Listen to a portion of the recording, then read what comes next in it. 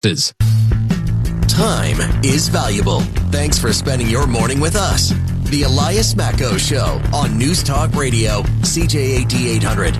Trudy Mason in the big chair again as Elias enjoys an extended stay with he and Olivia's new arrival, their baby Jack. Joining Wolfgang, I hope the family's doing well and they're settling into a routine.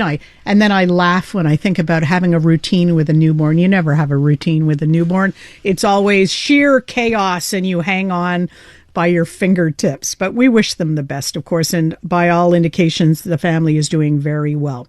We're going to take a closer look now at an opinion piece in the Gazette about the price of Mark Carney's realism.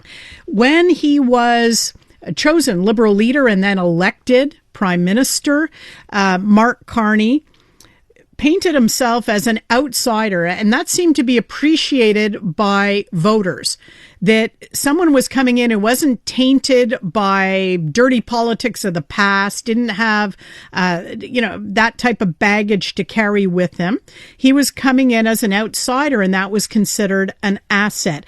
But our next guest says, well, what is an asset with Canadian voters can also be a weakness, saying Mark Carney thinks like an economist and governs like a central banker. We welcome to CJAD 800 strategist Massimo Bergamini, owner of Massimo Bergamini and Associates. Massimo, hello. Good morning, Trudy. Explain to us the spark for this piece. What got you thinking about the cost of Mark Carney's realism or realistic approach? As he said at Davos, we have to deal with the world as it is and not as we wish it to be. Sure. Honestly, it's been a while. I have, as many Canadians, put a lot of stock into Mark Carney's credentials. I put a lot of stock in his commitment and apparent resolve last year in the face of the bully tactics from the White House.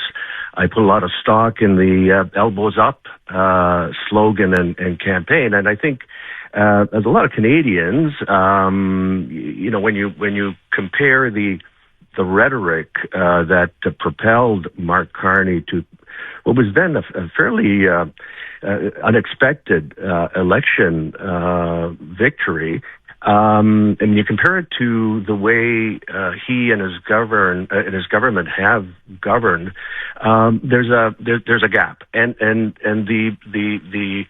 the opening up of the Gordie Howe Bridge agreement, the renegotiation of that agreement, and the obvious irony of a bridge named after Mr. Elbows himself, producing a bit of a capitulation by the Canadian government, struck me as something that was indicative of a way of governing that, as Canadians, we should be paying a little bit more attention to. So what do you think Mark Carney should be doing to tweak his approach then? Well, look, I think he needs to go back to what brought him to power, and that was a sense of remarkable solidarity amongst Canadians, a sense of resolve that we were going to stand up to the bully tactics of the White House. And I'm afraid that that political capital, which does not only serve him in Canada, but serves him in his relations with the United States, is being squandered. I mean, we saw the abandonment of the digital services tax. We saw the cheerleading with respect to the Iran war. He was one of the first world leaders to applaud the American initiative. And there were a number of such examples that betray a readiness to accommodate the bully tactics, while Canadians expect a more muscular, a more forceful, a greater sense of national resolve vis-a-vis this. And I think the Gordie Howe Bridge is particularly telling because, there was no emergency. There was no huge urgency to signing off on a bad agreement. That bridge has been 25 years in the making. Let's not forget that. At the time of that the agreement was signed, there was no major gridlock on the Ambassador Bridge. There was no, crisis at the border. In fact, in preparing for this conversation, I looked up the U.S. Border Service's data for a couple of days before the signing of the agreement, and the average wait was 8 minutes at the Ambassador Bridge. So, hardly a crisis. We could have waited. And also keeping in mind that the pressure was building on the White House, both congressional pressure, pressure from the state of Michigan, pressure from the U.S. business community. There was no equivalent pressure on the Canadian side. And yet we appear to cave in order to clear the decks of an issue. And it's that short-term mentality, which is when I say he thinks like an economist and governs like a central banker, who are focused on short-term problems and addressing short-term crises, that does not translate well in the real world of elbows-up geopolitics. Well, you say in your piece that rewarding coercion today encourages coercion tomorrow. Do you think that's how this is going to play out now as we wade through the trade mess?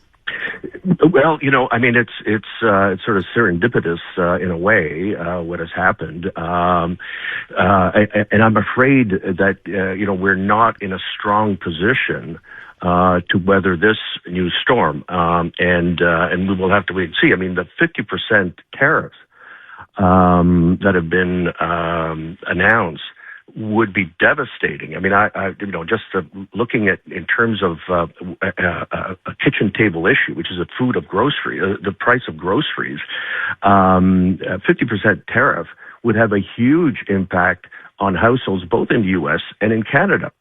It would be devastating. So I'm afraid that I have not seen from Mark Carney any evidence that he truly brings the kind of the kind of understanding of political give and take that's required to achieve positive outcomes. And so it's disappointing. And as I said, I think the Gordie Howe Bridge is, an example of where the White House went in the corner with its elbows up, and when the fight broke out, Canada turtled. There are Canadians, though, who insist that we don't have any leverage over the U.S., that we are weak by comparison with the behemoth to our south, that our only option is to capitulate just because of their sheer economic size and the fact that so many of our exports go there. So is it really, turtling? Or is it just being pragmatic? Well, I mean, I like to think that we have a lot of assets on our side. We have a lot of strengths, a lot of comparative advantages, and let's not forget that the United States needs Canada as well. As I mentioned, if you just look at on with respect to kitchen table issues, impose a 50% tariff on Canadian agricultural products, Americans are going to be dealing with major shortages of fresh produce and prices going through the roof. And you just go right across the full range of goods and services that we export and we trade and we engage with the Americans. And objectively, we know we're not a weakling. We're a strong player. We have resolve, and also, and I'm not one that suggests that we should just say, look, I mean, President Trump at some point is going to right into the sunset. I believe that President Trump responds better to strength than to weakness, and there are numerous people that have known him for years who have indicated that is one of his characteristics. So, I'm not sure that this the kind of acquiescence, the cheerleading on the side, is really the way that we should be engaging with the White House and with the U.S. administration, particularly because Canadians gave Mark Carney a mandate to be strong. Well, you're right about that, I think. Massimo, wonderful to speak to you. Thank you for coming on to explain your thoughts on the question. Thank you so much. Massimo Bergamini is the owner of Massimo Bergamini and Associates, and he is a strategist. Hello, Canada. This is Bryan Adams Radio. Hosted by Bryan Adams himself. We'll play a few of mine, a ton of my favorites, and some must-hear behind-the-scenes stories from the world of rock and roll. We're coming to get you! One thing about doing rock and roll so long is you end up meeting a lot of the people that you admire. Sometimes you even get to work with them. It's only love, and that's all. Bryan Adams Radio. I'm coming back to you. Now available on the free iHeartRadio app. Hey everybody, how are you tonight? Sounds great. Breaking news. Considered. The Elias Macco Show. News Talk Radio. CJAD 800. As James Foster mentioned in his 11 o'clock report, Environment Canada is saying this did look like a tornado. It rotated like a tornado. It damaged things around it like a tornado. It was probably a tornado. However, it will not officially be called a tornado until investigators comb through the damage near Harrington. This is a community that is kind of north of Hawkesbury. So midway between Montreal and Ottawa and north of Hawkesbury. There seemed to have been, at least judging from the footage that we've been seeing online, a significant amount of damage. This storm left a lot of people shaken.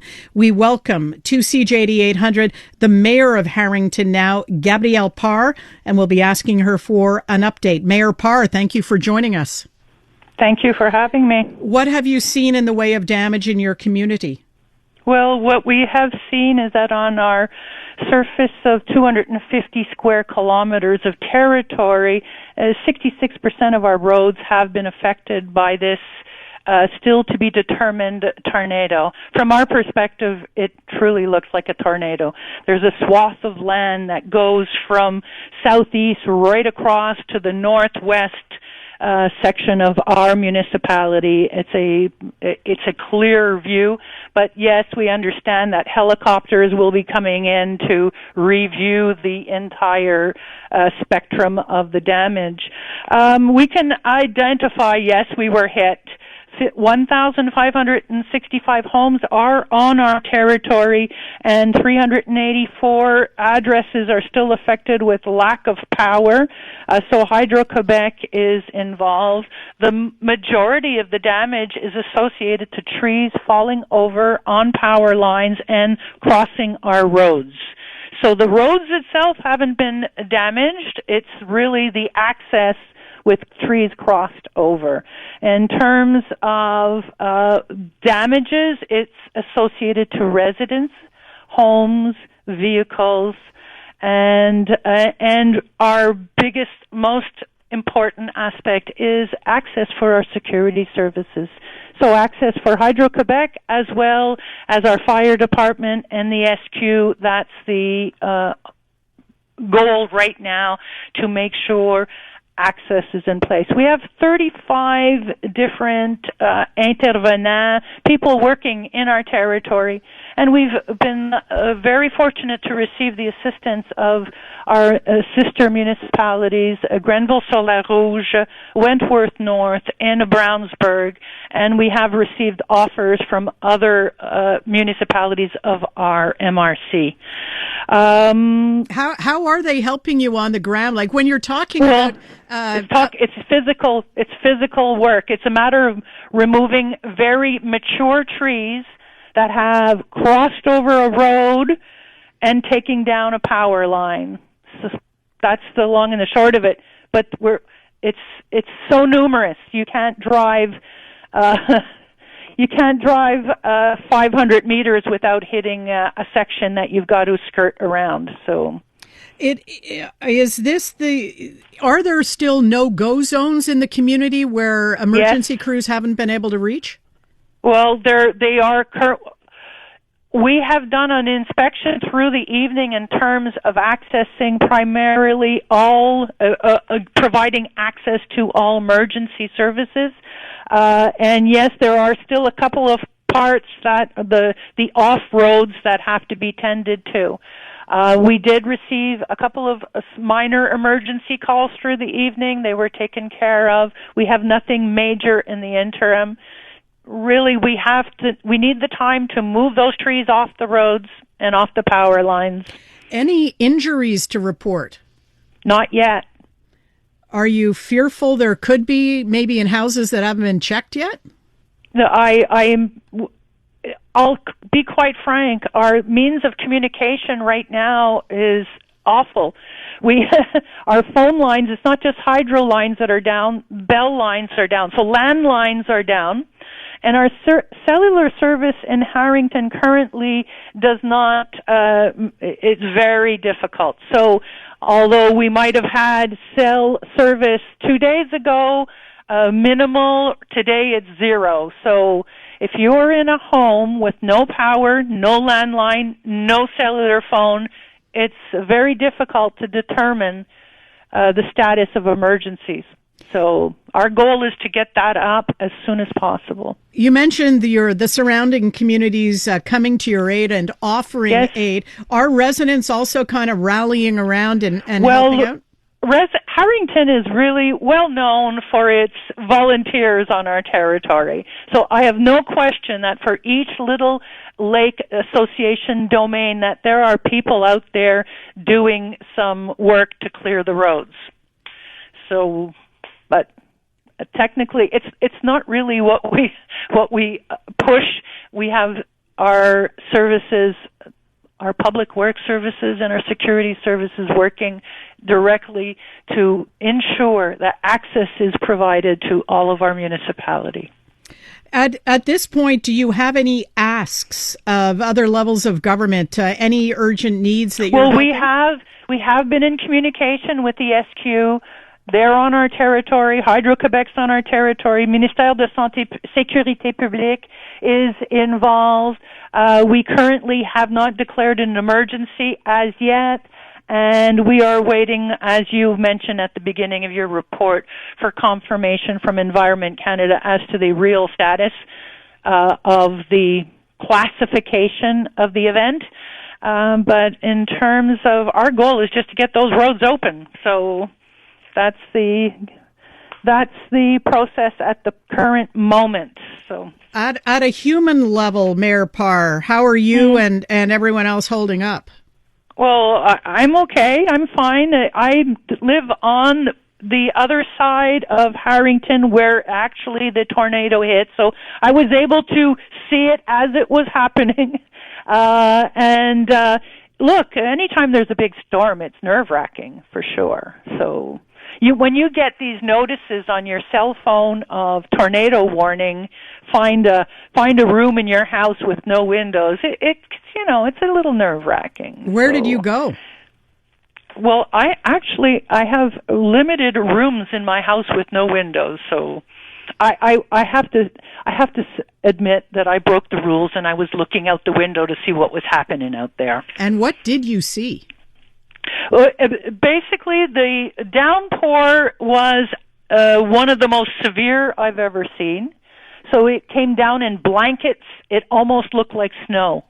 It wasn't hail, but the thickness of the volume of the rain that came down, you almost thought it was snow. And I'm on a little tiny lake called Forest Lake, which generally speaking is flat. There's no waves. There's little current. And yesterday during that storm, there was basically 6-inch waves on our lake. That was created by the wind and the rain. So it was definitely disturbing, to say the least. Mayor, that it lasted almost 45 minutes was, I think, the worst, because generally that kind of storm, it can happen and it passes inside of like 5-10 minutes and it's done. The sun comes out. That one lasted 45 minutes, and the downpour didn't lighten up the entire period. So it was a lot of water came down. Mayor Parr, thank you very much for the update. And, of course, we wish you the best of luck for Harrington's recovery. All the best to you and everyone else there. Thank you, Trudy Mason. Mayor Gabrielle Parr, the mayor of Harrington. And, of course, we'll be following that story, as will Environment Canada, sending in those investigators to confirm a strongly suspected tornado. When we return after the news update, what to do if you have a squirrel problem. Canadian women are looking for more out of themselves, their businesses, their elected leaders, and the world around them. And that's why we're thrilled to introduce the Honest Talk podcast. I'm Jennifer Stewart. And I'm Catherine Clark. And in this podcast, we interview Canada's most inspiring women. Entrepreneurs, artists, athletes, politicians, and newsmakers, all at different stages of their journey. So if you're looking to connect, then we hope you'll join us. Listen to the Honest Talk podcast on iHeartRadio or wherever you listen to your podcasts. Missed something? Subscribe to the Elias Macco Show podcast to catch up. Available on iHeartRadio and wherever you get your podcasts. You got to wonder, La Presse asked today, are there too many squirrels in Montreal? And it really depends on whether you're a squirrel fan or you're not a squirrel fan. We'll talk to the owner of an extermination company about what to do if you feel you have too many squirrels on your property. That's coming up.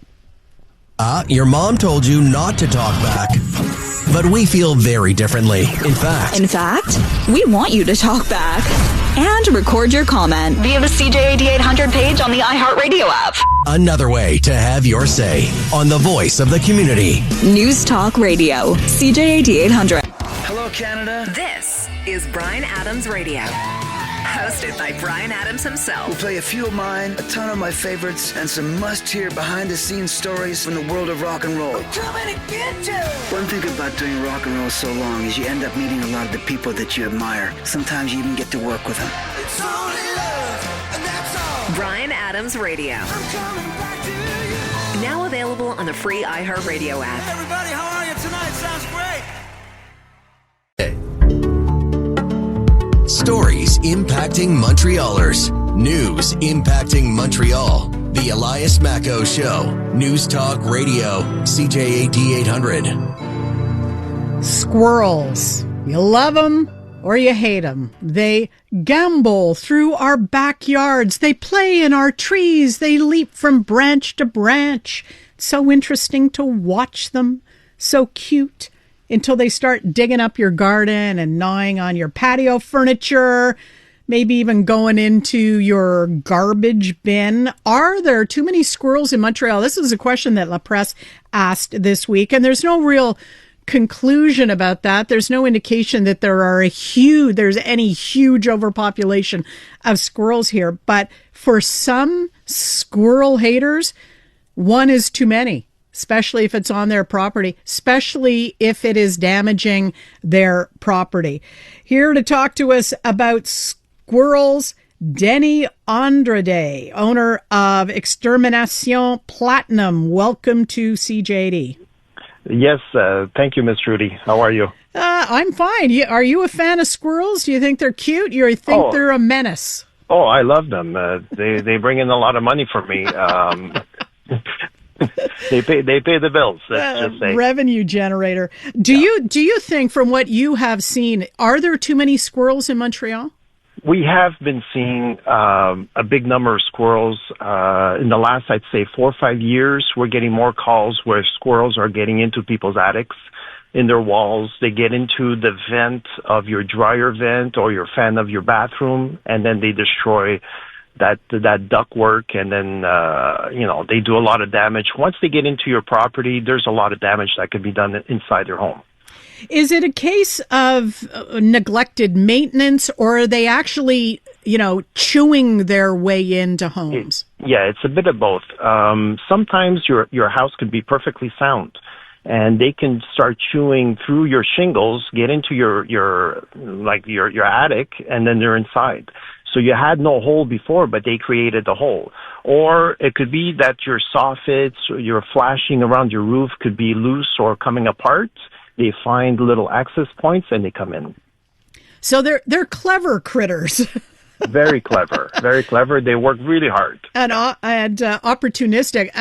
I guess it was, 2 years ago? Was it last summer or the summer before? I told the story on air about how the squirrels had discovered that on our dryer vent, one of the little flaps was off on one side. So there was a little opening there. Now, they could not get through the opening, but what they could do was hide nuts in that opening, and we happen to have a butternut tree that is very prolific. Yeah. And when our dryer stopped working, I said to Kev, we're going to have to see, maybe the duct is blocked. He detached the duct and out poured dozens of butternuts. That's crazy. The squirrels had slipped down their little hiding place for them. Isn't that nutty?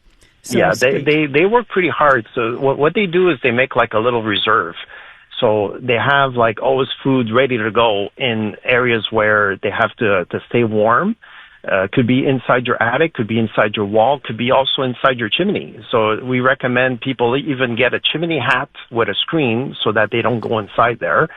And then make sure all around your roof line, your soffits are intact, they're not loose, they're not coming apart. You got to block all their access points. Like, we're, as exterminators, we don't kill them. We're not allowed to kill them. So what we do is we put cages, if they're inside your attic, that they can leave, but they can't come in.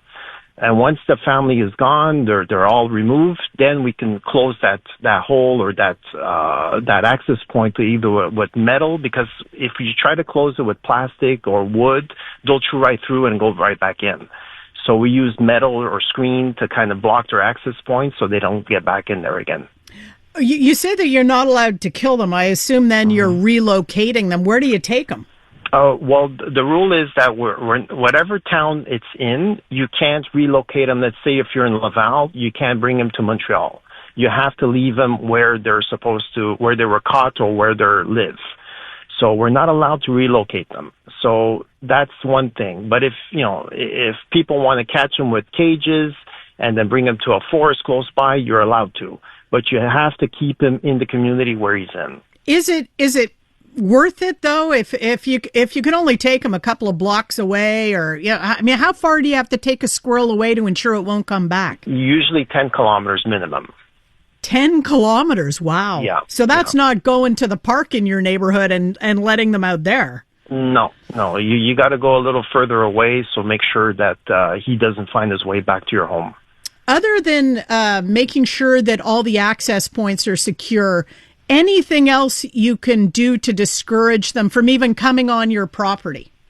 Well, they love gardens. They love food, like if there's access to food. So they love gardens. If you have a garden, it's better to kind of like make like a entrapment, like a cage over your fruits and vegetables if it's possible.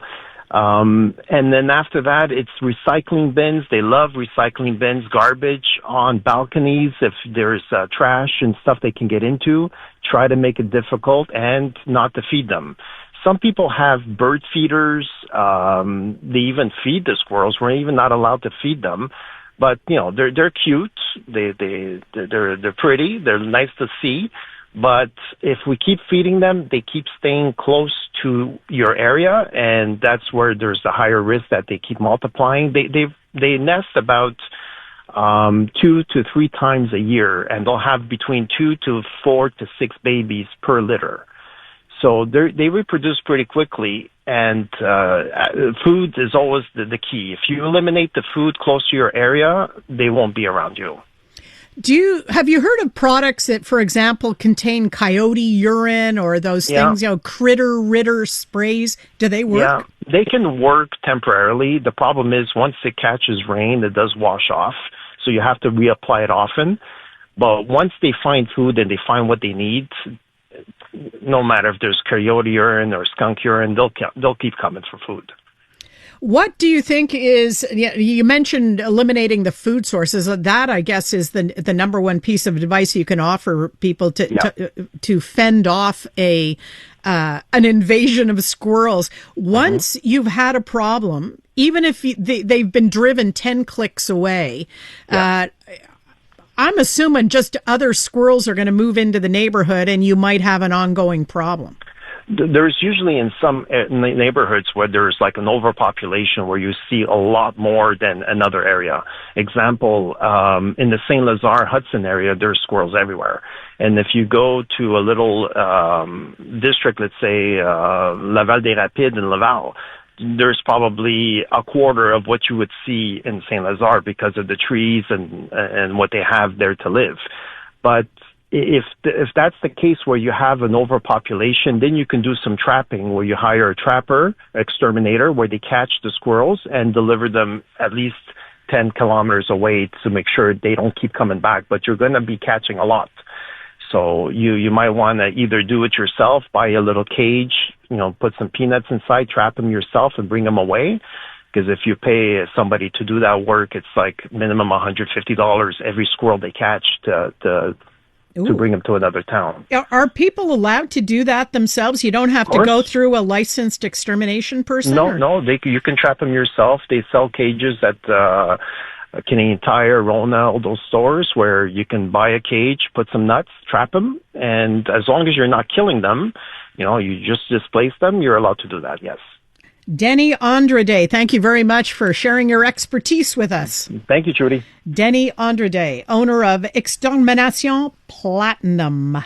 When we come back, we're going to have a little chat with the crew here about the weird things we've seen on the roads recently. Hello, Canada. This is Bryan Adams Radio. Hosted by Bryan Adams himself. We'll play a few of mine, a ton of my favorites, and some must-hear behind-the-scenes stories from the world of rock and roll. I'm coming to get you. One thing about doing rock and roll so long is you end up meeting a lot of the people that you admire. Sometimes you even get to work with them. It's only love, and that's all. Bryan Adams Radio. I'm coming back to you. Now available on the free iHeartRadio app. Hey everybody, how are you tonight? Sounds great. The Elias Macco Show. News Talk Radio. CJAD 800. We were talking off air. This is sometimes how the way topics suggest themselves. Talking off air about weird things we have seen on the roads recently, and it was Sue Smith who had said she was coming in and saw a woman riding a gigantic unicycle this week. Not the ordinary small unicycles you sometimes see on the bike paths and stuff. There are some people who love those things and you see them out all the time.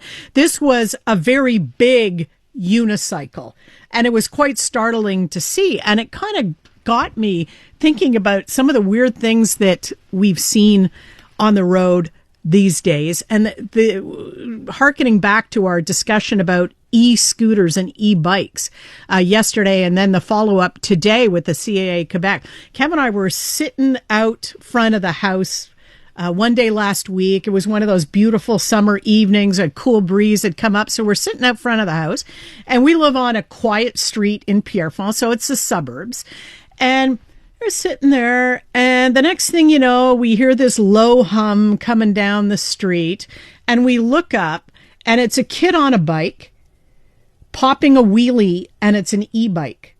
So he's driving down the street at a great distance, just on his back wheel, popping this wheelie and riding along and looking very comfortable and confident. It was just like a scene out of the movie where you see our heads come up and then follow him down, as he goes in front of our house and continues on down the street. And it was, I think it was 7:30 at night or something like that. He had a helmet on. That was the mum and me saying, good thing he's got a helmet on, because that's an e-bike. He was going at quite a good clip, but it was just one of those weird things you see on the street sometime. So I asked the gang of Master Control, Jay Farrar, Maxime Carotte, they've seen anything weird on the roads these days. Well, these days it's more of a recurring theme as there is a house in Brossard, close to St. Hubert, that is synonymous in the area because the owners have a Scooby-Doo mobile van. Literally, the mystery machine. The mystery machine is. They have a mystery machine Scooby-Doo van. It's all painted up. Yep, completely painted up. It in the Brossard St. Hubert area.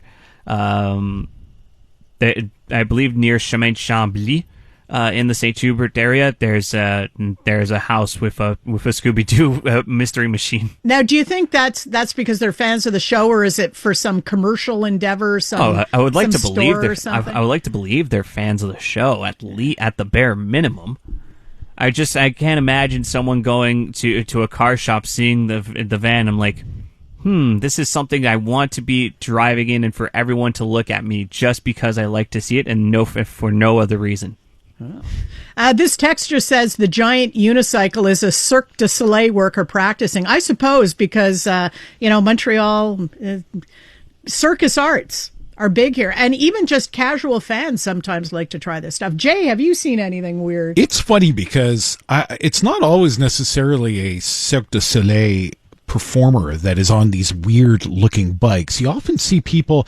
I saw the giant unicycle reminds me, I saw a guy on one of those old-timey late 19th century bikes. So the massive wheel in the front and the tiny little wheel in the back, and the bar kind of makes an arch, and he's about 15 feet in the air and comfortably riding. Like, this is what I do every single day. I'm on the bike path in Lachine, and this is where I'm going to go. I see guys I call them grown-up big wheels.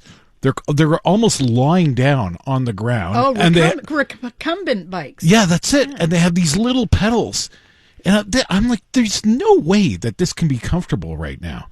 It's the strangest thing that you would opt to do that. I get on a big seat, and I'm like, I don't like this. Some people like the challenge. It's a physical challenge to master the art of riding one of those things, I guess. Yeah, I guess so. Yeah, I guess so. Take a karate class, too, if you want. Yeah. This texture says, the truck going around with the ding-a-ling sound. Most people aren't aware it's the knife sharpening truck. Yeah. I remember the knife sharpening truck going around, ding, ding, ding, ding, that one. Yeah. Apparently it's still around. I think not so many years ago, I think it was on our street. They do lawnmower blades, too. Nothing like everybody running out of their house holding knives, butcher knives, all at the same time, yeah. This texture says the Scooby-Doo van is right near Grand Delay on Gaetan Boucher, Milan. Okay, there it is. Yeah, so I'm glad to see there's other people that have spotted it as well. Yeah, you haven't been hallucinating. Also, the ding-a-ling truck. I thought for a second you were going to take I thought you were saying like an ice cream truck, like someone screaming for the ice cream man, but now it's we're screaming for the knife man. The knife man. Yeah, there used to be the ice man and the milkman and the milkman. Yeah, they're all gone now. That was a big deal when we were young. We had guaranteed pure milk delivery in Dorval. Yeah. And the milkman used to come, and sometimes I can say this now because guaranteed pure milk is no more.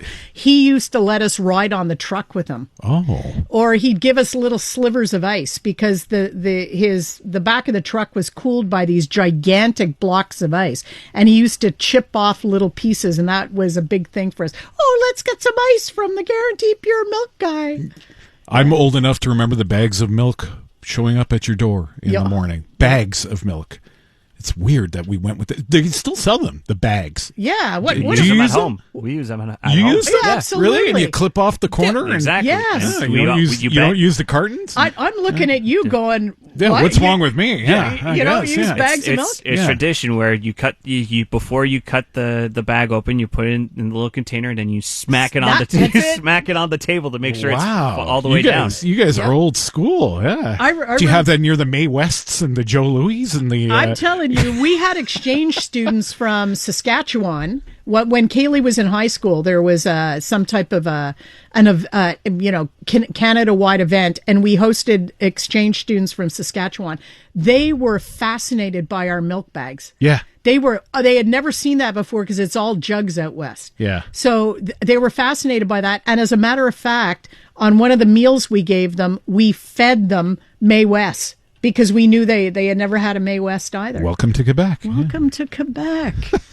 Yeah. All right. I guess, I'll be back in a sec. Stay tuned. Hello, Canada. This is Bryan Adams Radio. Hosted by Bryan Adams himself. We'll play a few of mine, a ton of my favorites, and some must-hear behind-the-scenes stories from the world of rock and roll. We're coming to get you. One thing about doing rock and roll so long is you end up meeting a lot of the people that you admire. Sometimes you even get to work with them. It's only love, and that's all. Bryan Adams Radio. I'm coming back to you. Now available on the free iHeartRadio app. Hey everybody, how are you tonight? Sounds great.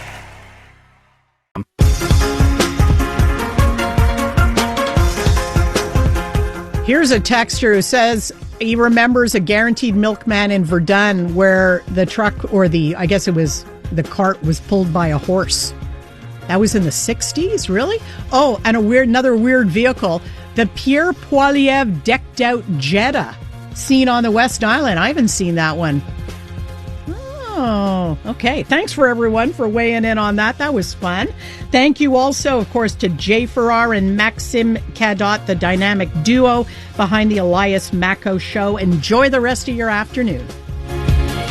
Hey, I'm Ruby Carr, the host of the podcast Encore. Check out our brand new episodes featuring music from the show that everyone is reheating as we speak, Heated Rivalry. Join me as I go behind the songs that brought Shane and Elia together. I'll tell you the stories of Feist, My Moon, My Man, Wolf Parade's I'll Believe in Anything, and Tattoo's All the Things She Said, and how they all became a part of this global phenomenon. Stream Encore on iHeartRadio, Crave, or wherever you get your podcasts.